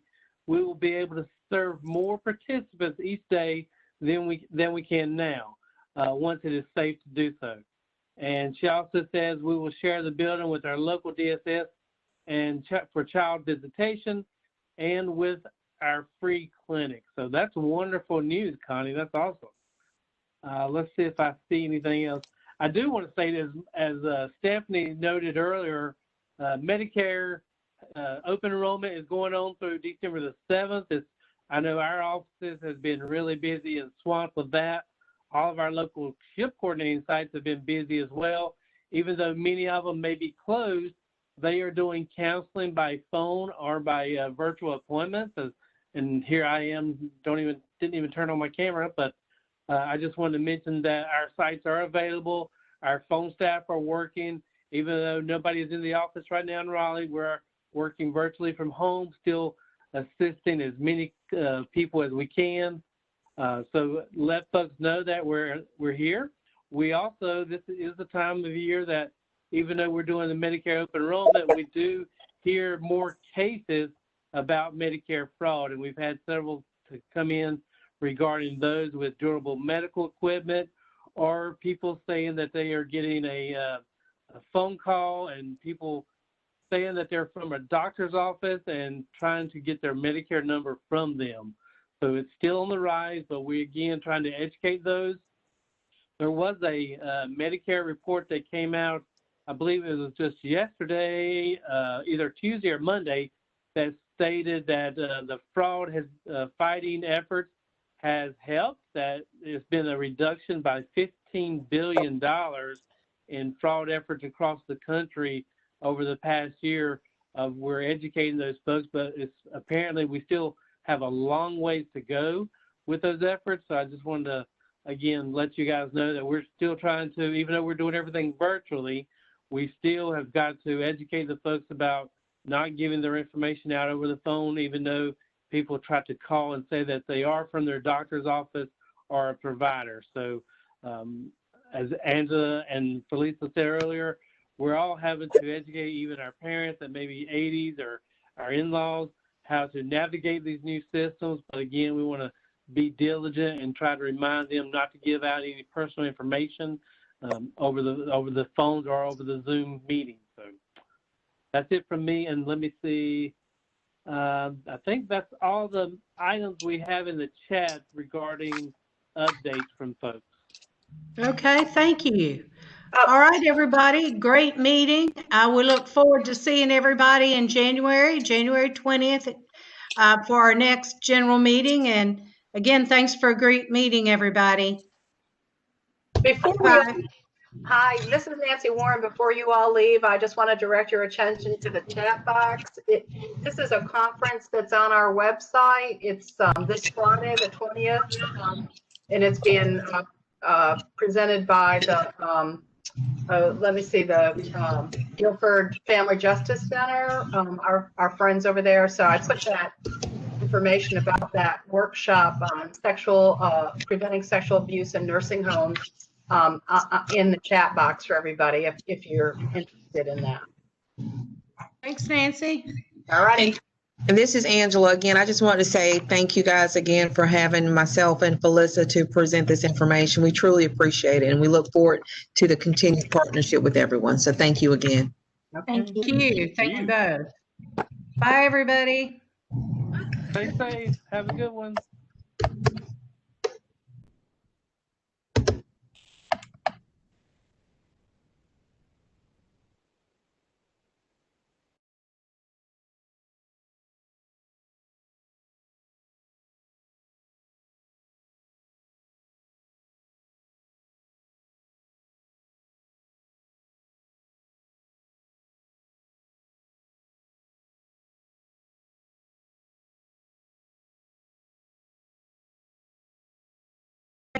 Can you hear me?